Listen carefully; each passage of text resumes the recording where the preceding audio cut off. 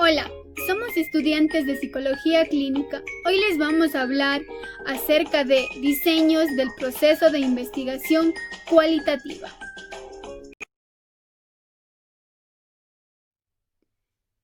En el enfoque cualitativo, el diseño se refiere al abordaje que nosotros debemos de utilizar en el proceso de investigación, y la misma surge desde el planteamiento de los problemas.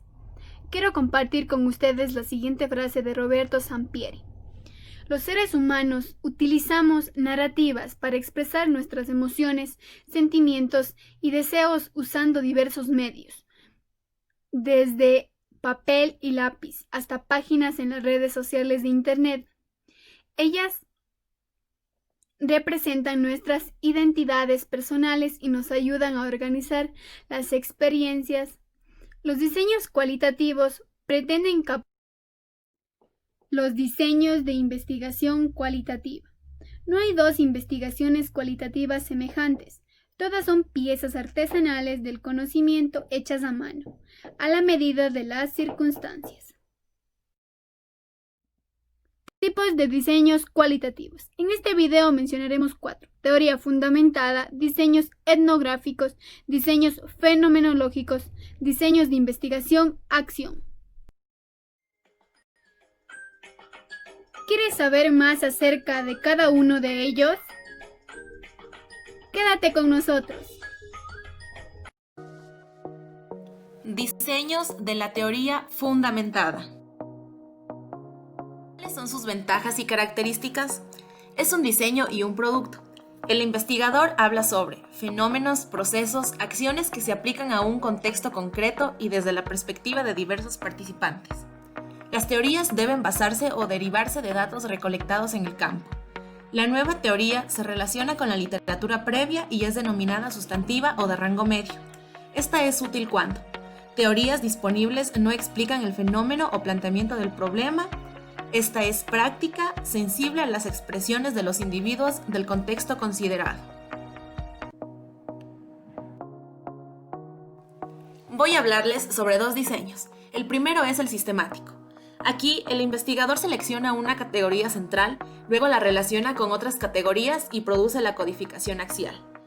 Que sus características son condiciones causales, acciones e interacciones, consecuencias, estrategias, condiciones contextuales e intervinientes. Aquí concluye con el paradigma codificado, que muestra las relaciones entre todos los elementos. Las categorías son temas de información básica identificados en los datos para entender el proceso. Se realiza una codificación selectiva y desarrolla la hipótesis. Aquí nace la categoría central. Esta debe ser el centro del proceso y que contribuya a la variación de los datos. La mayoría del resto de las categorías deben vincularse con ella. Debe aparecer frecuentemente en los datos, su relación es lógica y consistente y los datos no deben forzarse. Cuando las condiciones varían, la explicación esencial se mantiene. Diseño emergente. Se efectúa la codificación abierta y surgen las teorías que se conectan entre sí para producir una teoría. El investigador explica la teoría y las relaciones entre categorías. El tipo de muestreo que utilizan es el teórico. La recolección de los datos y la teoría indican la composición de la muestra. El investigador provee detalles para observar en el reporte de los resultados, el desarrollo conceptual y la inducción de relaciones entre categorías. Además, el investigador debe ser sensitivo. Diseños etnográficos. Los diseños etnográficos pretenden explorar, examinar y entender ideas, creencias, significados, conocimientos y prácticas de sistemas sociales. Estos sistemas sociales pueden ser grupos étnicos, comunidades, equipos de fútbol, culturas, etnias, etc. Su propósito es describir y analizar lo que las personas de un sitio, estrato o contexto determinado hacen generalmente. Entonces, los diseños etnográficos estudian categorías, temas y patrones referidos a las culturas. Algunos de los sistemas sociales para estudio etnográfico pueden ser el lenguaje, estructuras políticas, estructuras religiosas, valores y creencias, contexto educativo, guerras y conflictos, mitos y rituales. Clasificaciones. Diseño realista o mixto. Se recolectan datos tanto cualitativos como cuantitativos. Diseño crítico. El investigador está interesado en estudiar grupos marginados de la sociedad.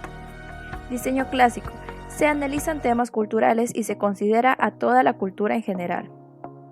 Diseño microetnográfico. Se centran en un aspecto de la cultura o situación social concreta. Diseño macroetnográfico. Describe e interpreta sistemas sociales complejos. Estudio de casos culturales. Consideran a una unidad en función de toda la cultura.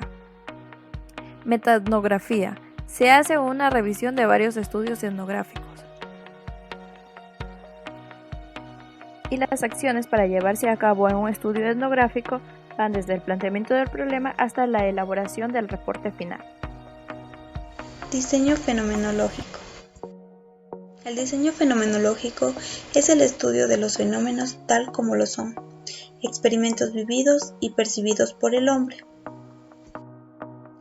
El propósito es explorar, describir y comprender las experiencias de las personas con respecto a un fenómeno y descubrir los elementos en común de tales vivencias. Los fenómenos a estudiar son los sentimientos, las emociones, razonamientos y visiones del ser humano. Por ejemplo, la felicidad, ira, pena, dolor, tranquilidad, etc. Las características del diseño fenomenológico es describir y entender los fenómenos desde el punto de vista de cada participante. Se basa en el análisis de discursos y temas, así como en la búsqueda de sus posibles significados. El investigador confía en la intuición, imaginación y en las estructuras universales para lograr aprender la experiencia de los participantes. Y por último, el investigador contextualiza las experiencias en términos de su temporalidad, corporalidad y el contexto relacional. El diseño fenomenológico se clasifica en fenomenología hermenéutica y fenomenología empírica. La fenomenología hermenéutica se concentra en la interpretación de la experiencia humana y los textos de la vida. No se rige por reglas específicas. El procedimiento es definir un fenómeno o problema de investigación, estudiarlo y reflexionar sobre este, descubrir categorías y temas esenciales del fenómeno, y por último se lo describe e interpreta. La fenomenología empírica, en cambio, se enfoca menos en la interpretación del investigador y más en describir las experiencias de los participantes. Procedimiento: determinar y definir el problema o fenómeno a estudiar. Recopilar los datos sobre las experiencias de diversos participantes con respecto al mismo.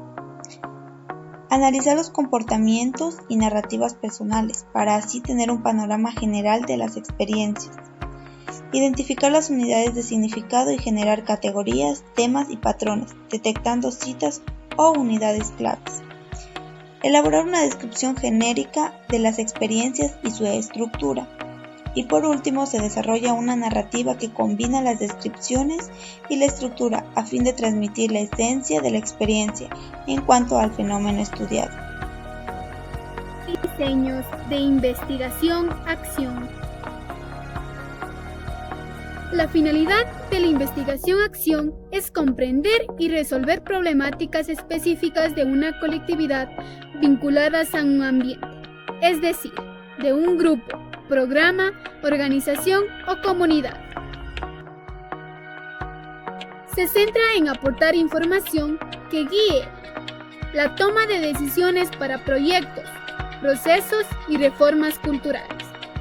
También pretende esencialmente proporcionar un cambio social, transformar la realidad social, educativa, económica, administrativa, y que las personas tomen conciencia de su papel en este proceso de transformación.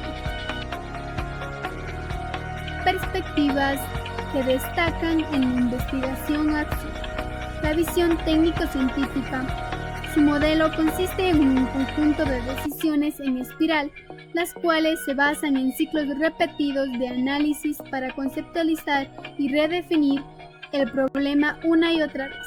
La visión deliberativa se enfoca principalmente en la interpretación humana, la comunicación interactiva, la deliberación, la negociación y la descripción detallada.